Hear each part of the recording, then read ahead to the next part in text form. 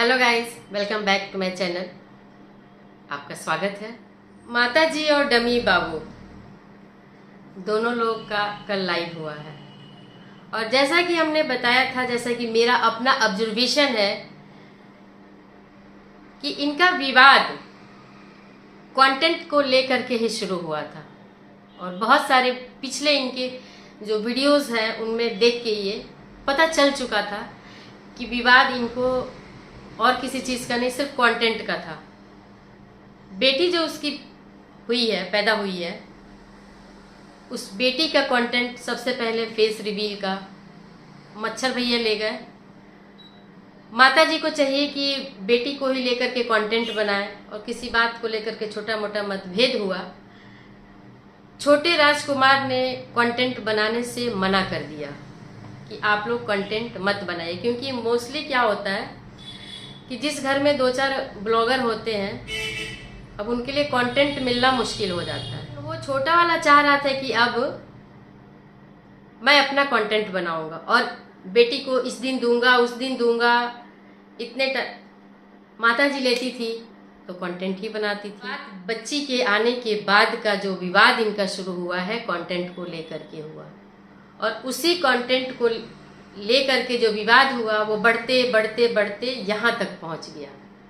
और इस कंटेंट डिवाइडेशन को लेकर के छोटे राजकुमार के खिलाफ पूरी फैमिली हो गई। जो पहले से विवाद चल रहा था रंजना को लेकर के, वो विवाद अब उसकी बेटी के ऊपर भी आया।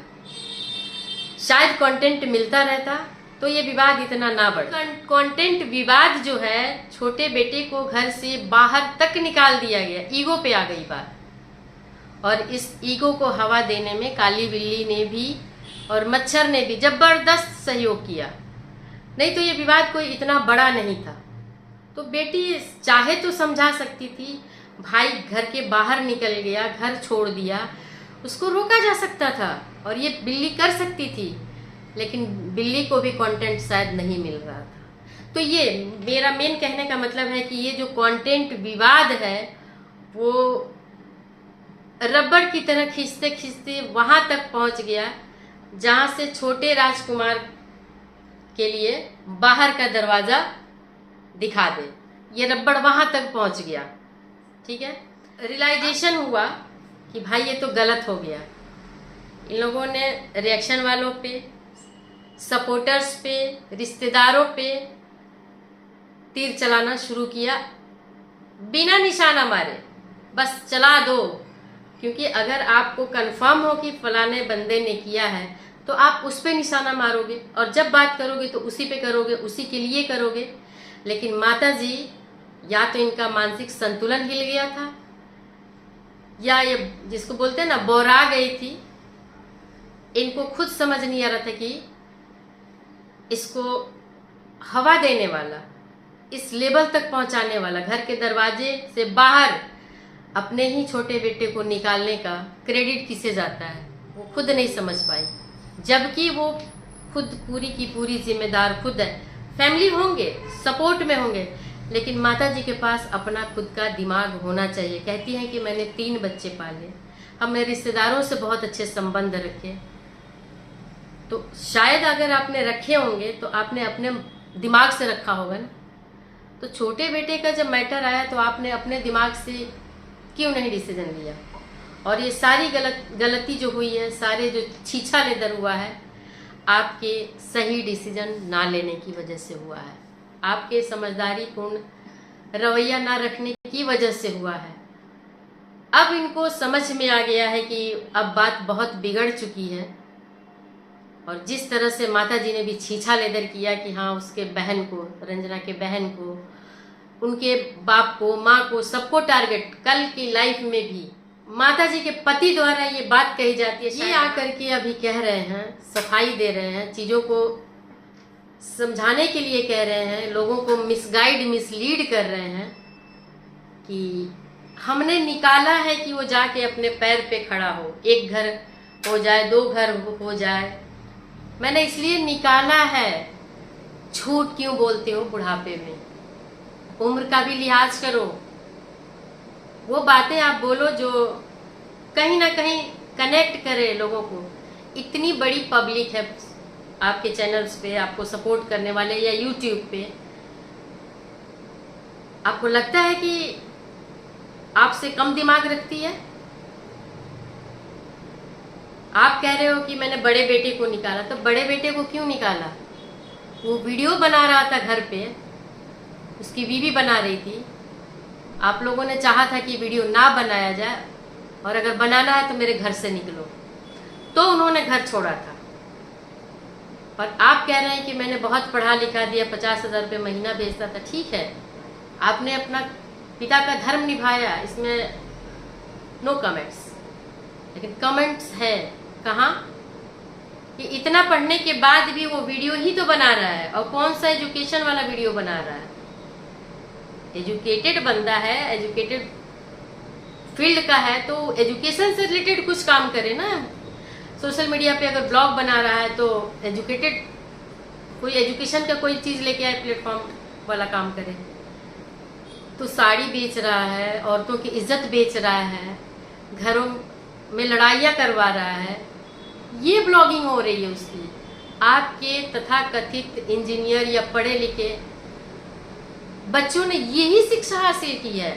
और आपकी वो काली बिल्ली भी, वो भी ये पढ़ी हूँ, मैं पढ़ी लिखी हूँ, मैं ऐसा हूँ, मैं वैसी हूँ, मैं झूठ, सब कुछ करती है। लेकिन कर क्या रही है वो भी?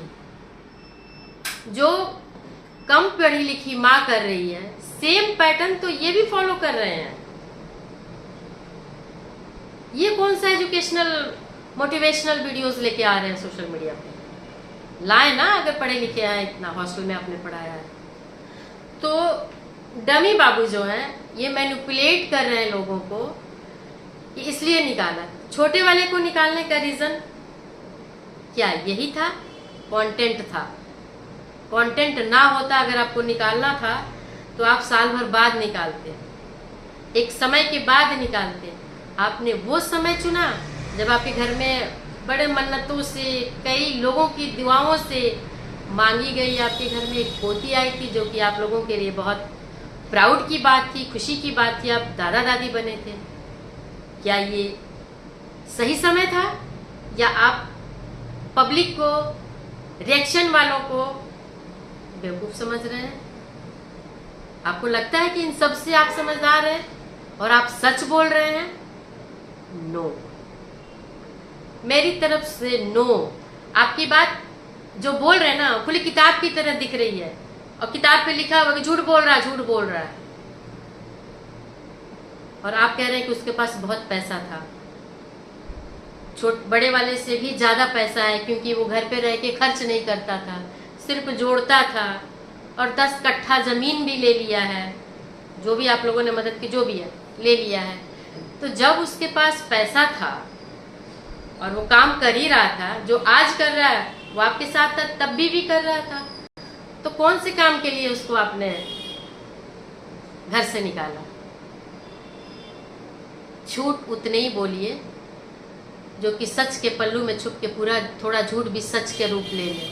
आप तो सफेद झूठ बोल रहे हैं, सफेद कागज पे काले पेन से लिख रहे हैं झूठी कहानी, जो कि क्लियर पढ़ी जा रही है, कहीं गलतफहमी नहीं फील हो रही है।